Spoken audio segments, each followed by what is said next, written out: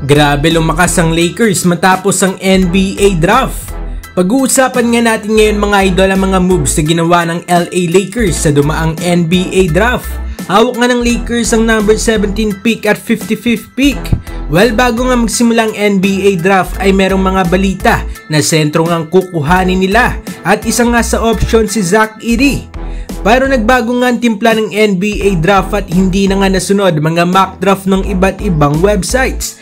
Ang mga bigating sentro ay napick nga sa first 10 picks pero ang isang legit shooter na 23-year-old na projected mapick bilang top 10 ay hindi nga napili bilang top 10 at naging available pa nga sa kamay ng Los Angeles Lakers at hindi na nga pinakawalan pa nga ng Lakers ang tsansa na i-draft nga itong si Dalton Knecht.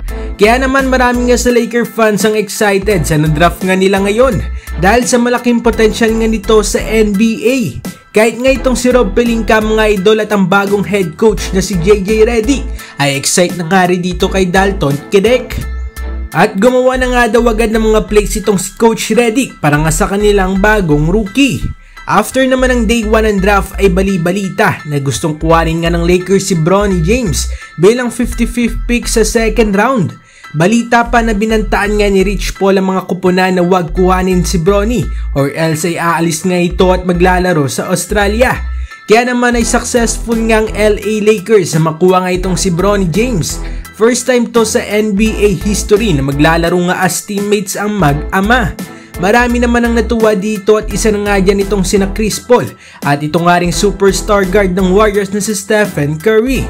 Nagustuhan nga daw ng Lakers ang potensyal ni Bronny na posibleng maging solid nga na two-way player sa future. Sa dalawang nadagdag nga sa kupunan ng Lakers ay naniniwala nga itong si Rob Pelinka na mas lumakas nga daw ang roster na meron sila. Isang strict shooter kay Knecht at isang solid two-way player kay Bronny.